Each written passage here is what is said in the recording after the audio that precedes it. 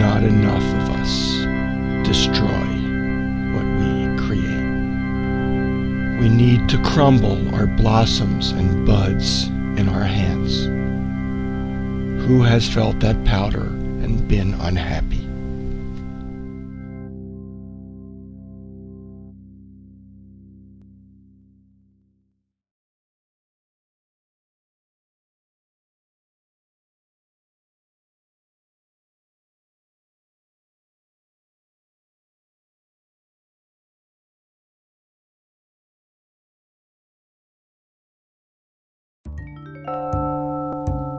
Acts have no meaning, but they do have trajectory. The string quartet waxes the mustaches of its accusers.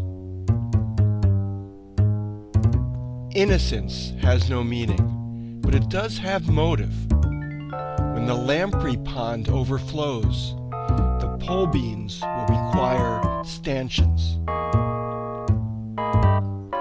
Appetite has no meaning, but it does have velocity. The last handful of anthracite coal is smelted in view of the Opium Museum.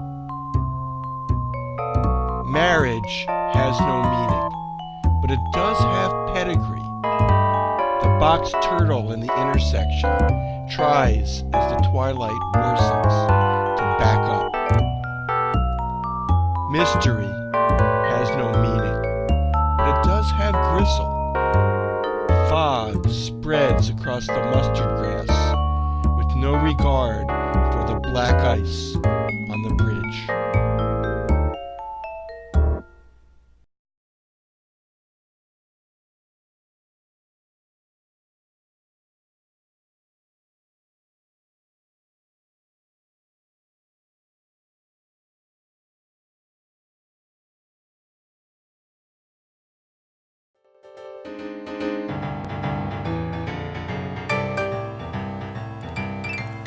I woke like an animal, breeding thoughts like flies, my arms loaves of bread, my eyes cups of milk.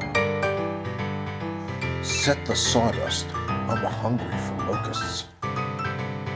They never appeared.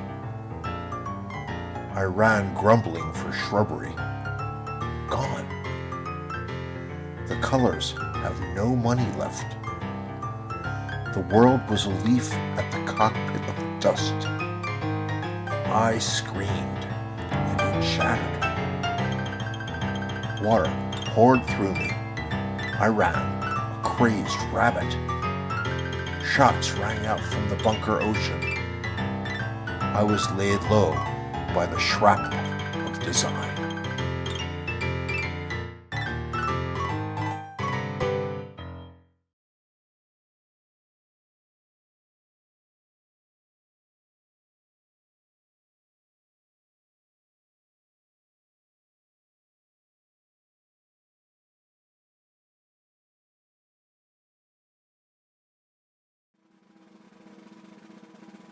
I'm decades in, and it hasn't gone away. In all other respects, I'm normal. Life is hard, but I'm not complaining. The thing is, I am in a constant state of falling. I say something, and I fall through my words. I eat something, and I fall through my food.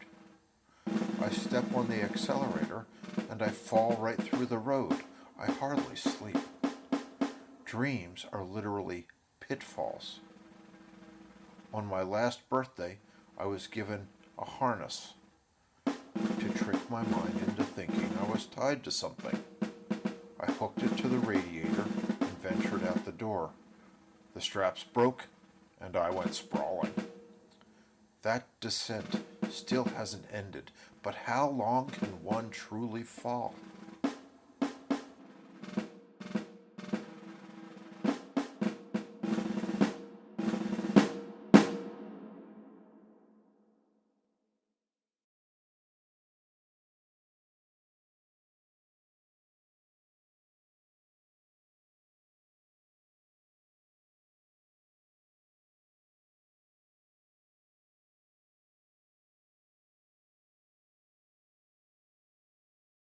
I visited the grave of Rimbaud.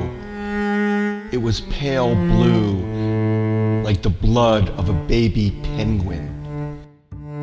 Upon its headstone were designs, beautiful and mysterious, like the brainwaves of deer. I touched the grave and found it redemptive, like the law forbidding adultery. I thought I was alone, but I was in the midst of a vast crowd, hissing like poisonous snakes on fire. I had imagined the grave of Rimbaud standing out from its field like a single candle in a cake. The grave itself was small, attic, quiet as a king at the end of his reign. Around the grave, the grass was burned, gray and stiff, like the lips of lovers who no longer kiss. I sat by the grave and felt at home, like bigotry in the hearts of men of God. Then darkness settled over the grave, sentimentally, like a kitten on the neck of a man. I left the grave and returned to Marseille, aligned like a knife in Adam's apple.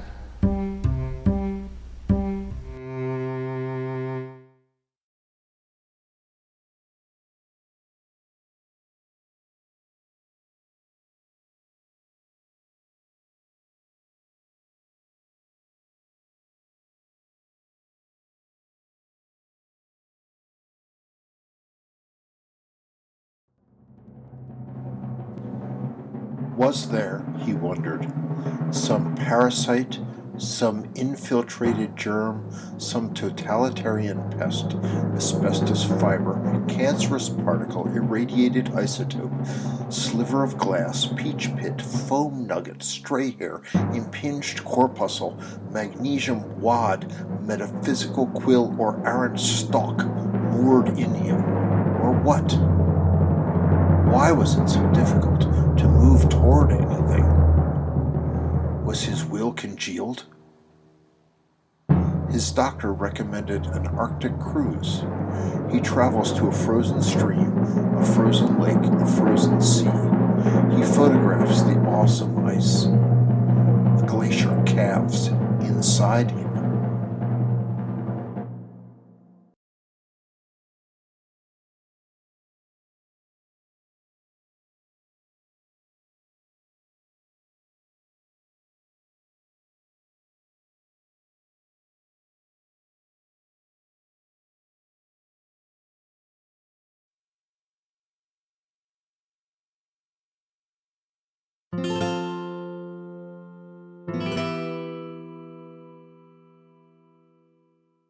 My father paints walls.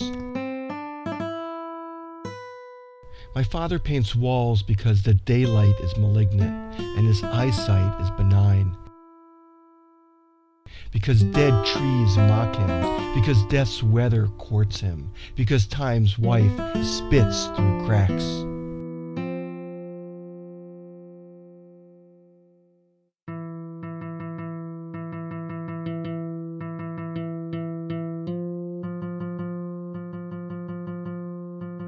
He has lost all worldly goods, all physical money. Where are the friends to comfort his idleness or cure his fear? The accumulations of humanness choke his breathing, yield no rest. All time is his. He paints his walls.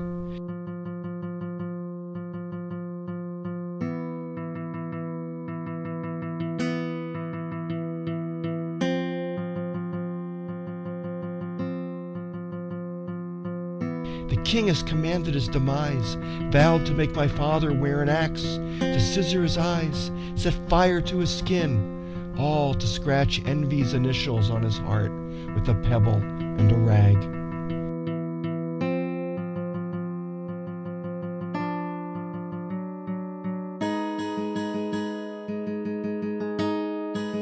Because his nails are too short, his strength too weak, his breasts too hurried, his bones too frail, his heart unsure to take his hands and paint their fates, he paints his walls. My father paints walls.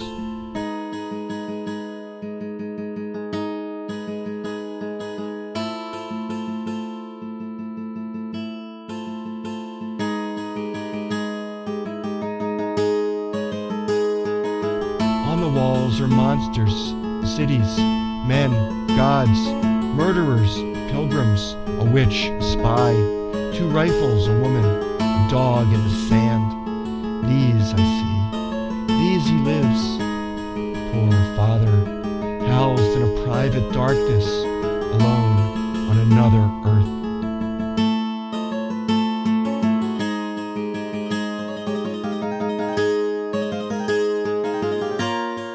I am not against the darkness. I can learn to live with restraint, but nothing moves here in the ink, and nothing speaks. Nothing speaks in terror of its voice. Nothing but the oily voice of my father, animate in the darkness, where all things hold their breath.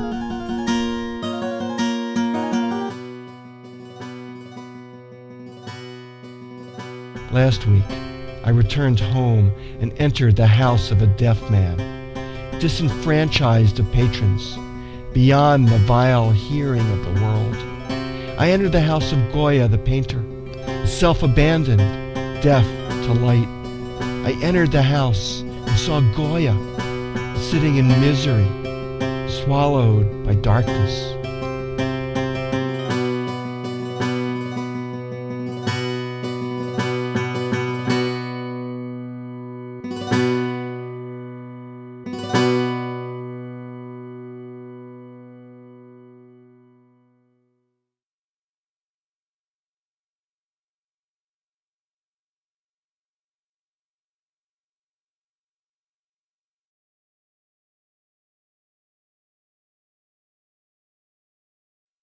What kind of pain is it? Stabbing? Shooting? Throbbing? Tell me, is it a radiating pain? Does it burn? Point to it. Is it a pain or more of an ache? Does it feel muscular? Is it constant or occasional? How severe is it? Is it infrequent or recurring? When did it start? What do you think you did? Lift something? Move funny? Is it relieved by exercise? Better lying down, sitting, or standing? Does applied heat make it better? What about ice?